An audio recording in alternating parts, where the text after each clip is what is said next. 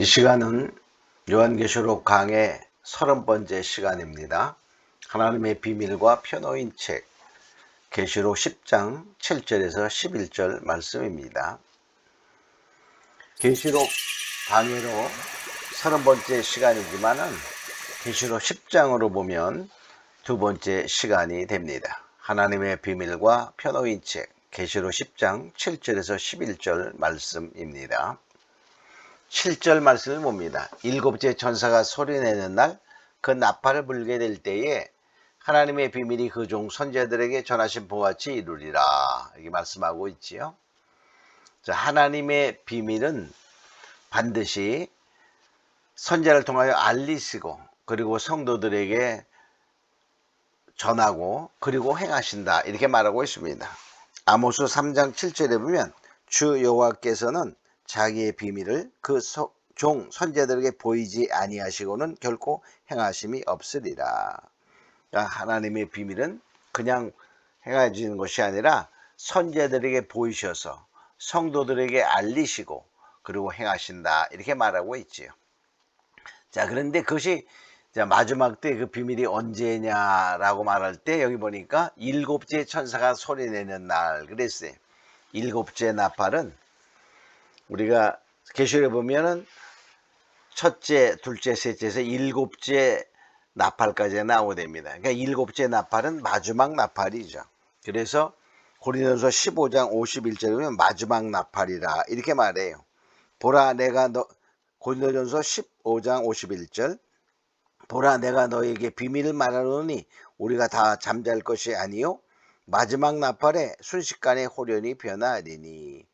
그러니까 하나님께서 사도 바울을 통하여 말씀하시는 것 중에 비밀을 말하는데 그것이 마지막 나팔에 우리가 호련히 죽은 자는 살아나고 또 살아있는 자 변화하는, 그래서 바로 주님을 맞이하는 그러한 마지막 나팔이다 이렇게 말하고 있죠.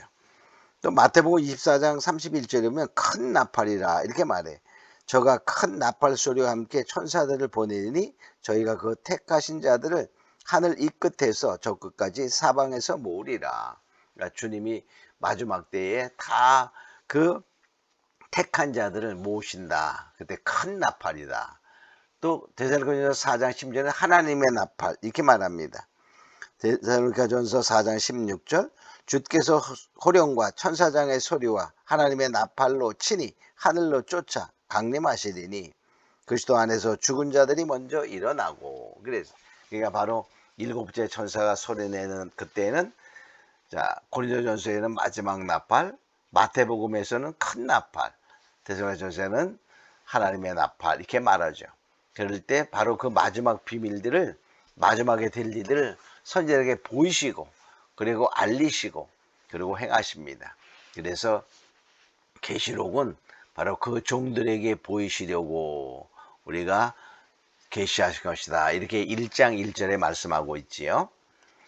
자, 8절 봅니다. 하늘에서 나서 내게 들리던 음성이, 하늘에서 나서 들리던 음성은 바로 10장 4절에 뭐였죠? 이 우레와 같은 그 소리, 큰 사자의 불 같은 큰 소리, 그것을 바로 뭐냐? 임봉하고 기록하지 말라. 그 음성이 다시 이제는 다른 말로 또 전하여 주시는 것이죠. 일곱 우레가 바란 것은 마지막 하나의 숨겨진 진노다 이렇게 말씀하셨어요. 그래서 성도들은 몰라도 되는, 알 필요가 없는 그런 하나님의 마지막 숨겨진 진노이기 때문에 우리가 임봉하고 기록하지 말라 그랬죠. 자, 그런데 또 말하여 가로되, 이제 우리가 성도들이 꼭 들어야 되고 알아야 될 것이에요. 천사의 손에 펴 놓인 책을 가지라. 펴 놓인 책, 즉 펴 놓인 책은 열려 있는 책은 우리가 꼭 가져야 된다 그 말이에요. 계시록은 쓰여질 때부터, 즉 요한 때부터 열려 있는 책이요 펴 놓인 그러한 특별한 책입니다. 근데 열려 있다 할지라도, 펼쳐 있다 할지라도 우리가 의지를 가지고 그것을 갖고자 소원해야 하는 것이죠. 우리가 아무리 좋은 책들이 있다 할지라도 우리가 읽지 않고 배우지 않으면 우리가 알 수 없는 것처럼 이 펴놓인 책을 가져라 이렇게 말하고 있어요. 자, 이 계시록의 말씀은 펴놓여 있다, 열려 있다 그랬죠. 사도 요한부터 열려 있어요. 계시록 22장 10절에도 보면 이 예언의 말씀을 임봉하지 말라, 때가 가까우니라. 그러니까 우리가 꼭 알아야 되는 그러한 말씀이다, 그런 의미가 됩니다. 9절 봅니다. 작은 책을 달라 한즉, 그러니까 우리가 갖다 먹어버려라, 그러니까는 달라, 즉 사명자 마지막 종들의 간절한 소원이 있어야 됩니다. 달라 한즉, 그 말은 간절한 소원을 표현하는 거예요. 에스겔서 3장 1절로 3절에 보면 이렇게 말하고 있습니다. 그가 또 내게 이르되 인자야, 너는 받는 것을 먹으라. 너는 이 두루마기를 먹고 가서 이스라엘 족속에게 고하라, 이렇게 말해. 그러니까 결과적으로 이 에스겔에게 말씀하시기를 그 받은 것을 먹어라. 근데 그가 뭐였죠? 두루마기, 하나님의 말씀이었어요. 그 말씀을 먹고 가서 구하라, 이렇게 말하고 있어요. 그러니까 우리가 간절한 소원을 갖고 펼쳐있는 책이라 할지라도 소원을 갖고 우리가 그것을 먹고 우리가 소화해야 된다, 이렇게 말합니다. 천사가 가로되 갖다 먹어버리라, 갖다 먹어버리라. 그 말은 배우고 깨달아 완전히 내 것으로 정말 소화해야 할 그러한 책임을 말하고 있지요. 내 배에는 쓰나 내 입에는 꿀같이 달리라. 그 먹으면 배에는 쓰나 내 입에는 달다. 그 말은 마지막 때의 신앙의 양식. 우리가 마태복음 24장에도 주님의 종말을 말씀하시면서 마태복음 24장 45절에 이렇게 말씀하고 있죠. 충성되고 지혜 있는 종이 되어 주인에게 그 집 사람들을 맡아 때를 따라 양식을 나눠줄 자가 누구뇨. 마지막 때에 지혜 있고 충성된 종은 그 시대에 맞는 신앙의 양식을 주는데, 그 신앙의 양식이 바로 마지막 때 계시록의 말씀인데, 그것이 뭐냐, 그걸 먹으면 깨달으면 배에는 쓰다, 그 말이에요. 그러니까 이것은 인내의 말씀을 말해. 즉 고통과 죽음과 순교 차원의 그 힘듦이 있음을 의미하게 됩니다. 또 그러나 그 입에는 꿀같이 달다. 그 말은 뭡니까? 영원한 생명, 구원의 책이기에 그 깨달음의 단맛이 있어요. 시편 119편 103절에 보면 주의 말씀의 맛이 내게 어찌 그리 단지요, 내 입에 꿀보다 더하나이다. 그러니까 바로 이 마지막 말씀을 깨달음의 단맛은 그 무엇과도 비교할 수 없는 그러한 단맛이 있지만, 그 말씀을 깨닫고 실천하며 지키며 살아간다는 것은 바로 굉장히 쉽지 않은 많은 어려움과 고통과 심지어 죽음의 그러한 순교의 각오까지 필요한 그런 인내의 말씀이다 하는 것입니다. 자, 10절 봅니다. 내가 천사의 손에서 작은 책을 갖다 먹어버리니 내 입에는 꿀같이 다나 먹은 후에 내 배에서 쓰게 되더라. 그러니까 바로 천사의 말은 이제 꿀같이 다나 쓰게 되리라 한 말씀이었고, 그것을 실제로 사도 요한이 그것을 깨닫고 먹고 자기의 하나의 사상무장, 말씀의 무장을 하고 나니 그 말이죠. 바로 종말의 비밀을 깨달음의 단맛과 그것을 정말 지키며 인내하며 말씀을 따라 우리가 살아가는 그 말씀은 바로 그만큼 많은 아픔과 인내와 고통이 있다 하는 것입니다. 11절 내가 많은 백성과 나라와 방언과 임금에게 다시 예언하여야 하리라. 많은 백성, 그러니까 마지막 때의 구원의 그 양식을 먹을, 때를 따라주는 마지막 때의 말씀을 먹을 자들의 그 구원받을 자들이 많음을 말합니다. 또 나라와 방언과 임금에게, 그 말은 뭡니까? 나라는 국경을 초월하는 거예요.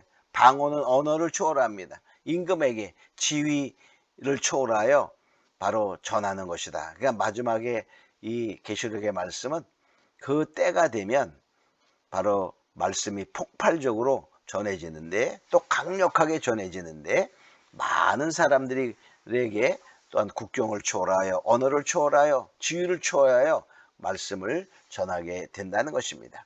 근데 여기 보니까 다시 예언하리라 이렇게 말 다시 예언. 바로 계시록은 다시 예언의 말씀입니다. 다시 예언의 말씀이라는 말은 우리가 예언되은 이 말씀을 깨닫고 그것을 반복하여 한다는 거예요. 어떻게 우리가 내가 하나님께 받았더니 이런 것이 아니라 쓰여진 말씀을 먹고 되풀이하여 예언하는 다시 예언인데, 에스겔서 3장 1절에 이렇게 말하고 있어요. 그가 또 내게 이르시되 인자야 너는 받는 것을 먹으라. 너는 이 두루마기를 먹고 가서 즉 마지막 예언의 말씀을 먹고 그 말이죠. 이스라엘 족속에게 고하라 하시기로. 그러니까 이스라엘 족속은 바로 뭐죠? 성도를 말하는. 그러니까 마지막 때의 계시록의 말씀은 정말 믿지 않는 자에게도 물론 전해진다고 볼 수 있지만 누구에게, 특히 교회에게 주시는 말씀이요 성도에게 주시는 말씀이다 이렇게 알 수 있어요.